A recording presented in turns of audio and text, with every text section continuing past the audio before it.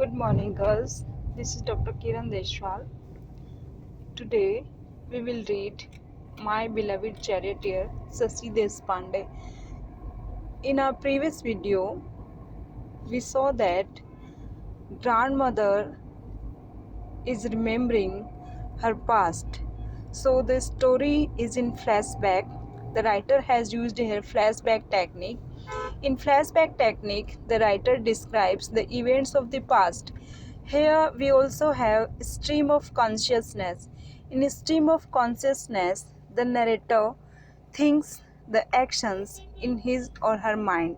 So the grandmother is thinking about her past memories, about the death of her husband, about the death of her son-in-law, and why Aarti is feeling so sad now. She is brooding over all the facts. Being a mother, she is not angry or annoyed with her. She pains to see her in depression. Aarti is unable to bear the loss of her husband's death. She remembers her husband and her father. That's why she neglects her mother and her child Preeti. So here we can see the flood of emotions, of her mother, her care for her daughter. So let us see what happened next.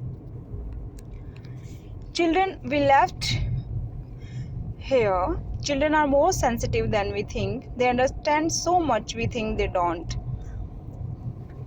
Children understands everything, as the grandmother is saying.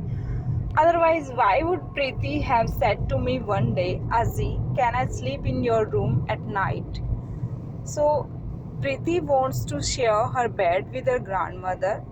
She's a small child, and usually a little child, has to sleep with her mother. But if she doesn't receive affection or care from her mother, she feels lonely there. She doesn't feel happy with her mother Aarti.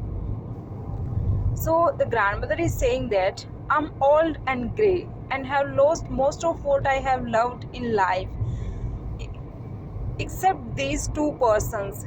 In old days, a man is shattered because in old days we lost many of our relatives. Same is happening with the grandmother.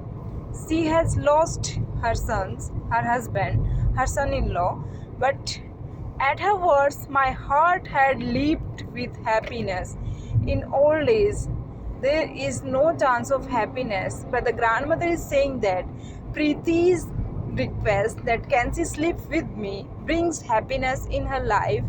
Yet I had restrained my joy, but we know that she is a concerned mother. She concerns about Aarti, she cares about Aarti, so she can't allow Preeti to sleep with her because it can disturb Aarti also. I had restrained my joy. She stops. She keeps back her joy and asked her, why Preeti? She wants to know whether there is something wrong or everything is okay. I would like to. You can tell me stories at night. So the child don't want to say anything straightforward. She is saying indirectly that Azzy, if I can sleep with you, you can tell me stories at night. And there are so many things I suddenly remember at night and want to tell you. And hence it is night, so I can't tell you at that time, and later I forgot them. So if I will sleep with you, I will tell the things as soon as they strike in my mind. But mommy is with you, you can tell her. The grandmother is trying to get out from the child what she wants to say. The child's face had fallen on the name of mommy. She don't want to say that my mommy neglects me, but at last she accepts it. But Azzy, if I try to talk to her, she says, "Go to sleep, Preeti. Don't bother me," because she's always in the memories of her husband who has died, and she never sleeps at all because she feels nervous, she feels restless, she is not okay, and she can't sleep properly. So here we have a connection. When the grandmother asks Aarti that have you slept well, she replies that I can never sleep well because after the death of Madhav, it's not easy for me to sleep well. So never ask me again. So here we have the connection. Preeti is confirming to her grandmother that her mother never sleeps just because of the memories of her husband. The memories of her husband haunts her. That's why she can't sleep. She just reads and smokes. This is her routine. She keeps on smoking and she keeps on reading. And I don't like that smell. And the child don't like the smell of cigarette. It can be. The child has a high and clear voice, and I had hushed her in sudden fear that she might be overheard, that Aarti can take it for a complaint against her. But it's true. She smokes incessantly now. She regularly smokes. She smokes non-stop. But it's true. She smokes incessantly now. At first, she tried to hide it from me because it is a bad habit to smoke. That's why she hides it from her mother, but not for long. When I was a child, it had been considered wrong even for a man to smoke in my father's house. So the mother is perturbed. What to do? My daughter is smoking, and while smoking is considered bad even for a man, and she is my daughter and she is smoking. But today I would, of my own accord, let my daughter smoke if I thought it brought her happiness. So we can see that she is a concerned mother. She cares for the happiness of Aarti. She thinks that if smoking makes her happy, okay, let her smoke. It doesn't. She puffs off smoke as if she is emitting bitterness, but she feels hatred. She feels hate. See, there is bitterness in her heart, so she puffs off bitterness, and I cannot help her because there is no remedy of her pain. I can only try to look after her body, such a small thing, but even in that I fail. The mother is helpless. She is thin and brittle, but the mother cannot help her. Most of the time she never dresses up because she has lost charm in life, just goes around in an old gown. She keeps on wearing an old gown, her hair confined by a rubber band. She never makes up her hair, she never does up her hair. Preeti, looking at an old photograph, had wistfully said once, my mummy was so pretty, wasn't she, Azi? So the child is also expecting that my mother should look beautiful, she should dress up, she should make up her.